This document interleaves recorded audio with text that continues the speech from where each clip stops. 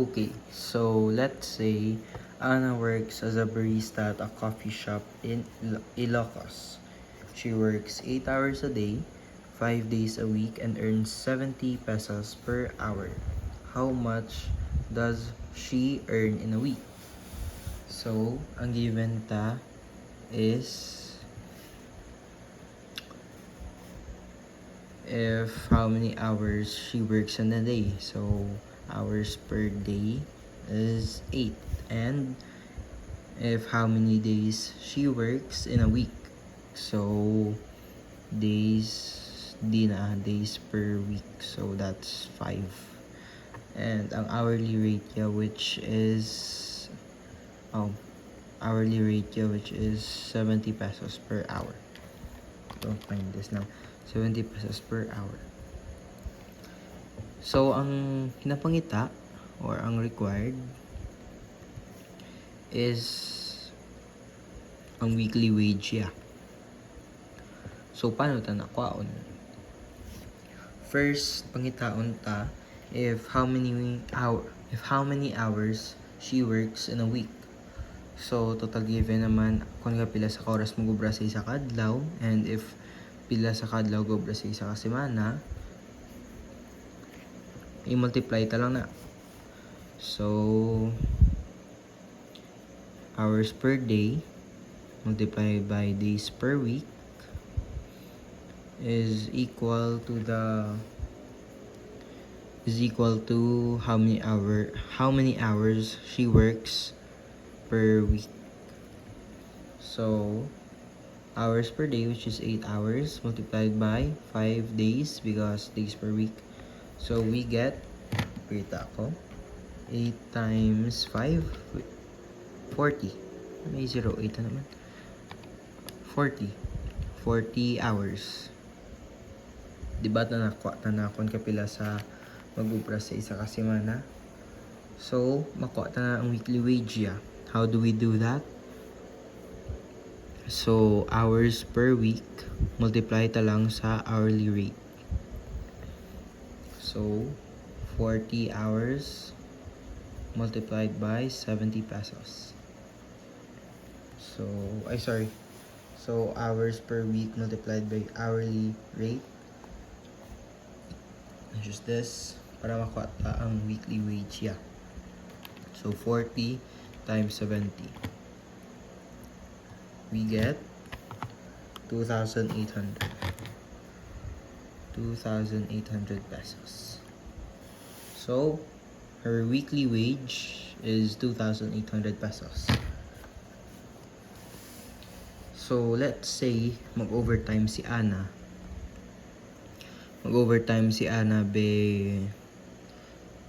In a week, tagobra sa 46 sa isa ka week be in any given month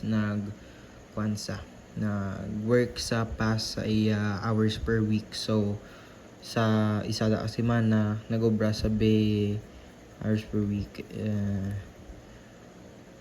46 hours with overtime. And ginapangita if pilagid ang kabilugan niya nga weekly wage. So, kwaon ta anay ang overtime hours ya. Paano ta na kwaon? I-kwanta lang. Since she typically works 40 hours per week, minus ta lang na sa 46 hours ya nga nagobra sa isa ka semana with overtime. So, 46 minus 40 lang. Get 6. So, ginobra ta na, gin-minus ta ang 46 sa 40, which is because makata ang overtime hours ya, which is 6 hours. So, nag-overtime sa isa ka semana 6 hours. Since ang typical ya nga hours per week ang cobra sa is 40, i-minus ta lang sa 46. Gin-minus ta lang ang 46 sa 40. Rokat ang OT hours ya. So, paunta naman ng OT rate ya. So, paano kaon ang overtime rate? Overtime rate. So, overtime rate is her normal hourly rate, which is 70 pesos multiplied by 1 point, multiplied lang by 1.5. So, 70 times 1.5. 105 pesos. For overtime rate niya, OT rate. Then, overtime pay naman, paunta. Since ang overtime rate niya is 105, so OT pay or overtime pay. So, OT rate lang multiplied by OT hours. So, overtime rate, which is 105 pesos multiplied by 6 hours. Amo ni ang overtime rate yan, amo ni ang overtime hours yan. So, 105 times 6 ta lang. You get 630 pesos. So, Anna's overtime pay is 630 pesos.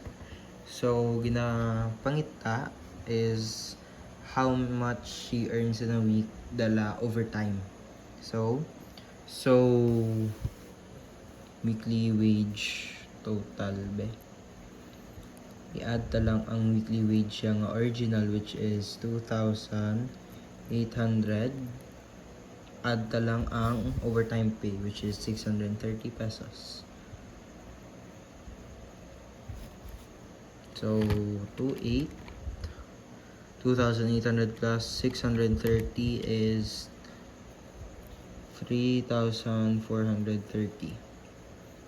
Weekly wage total with overtime, without overtime. So, yeah. Amo na. Hope magets mo. Okay. Bye.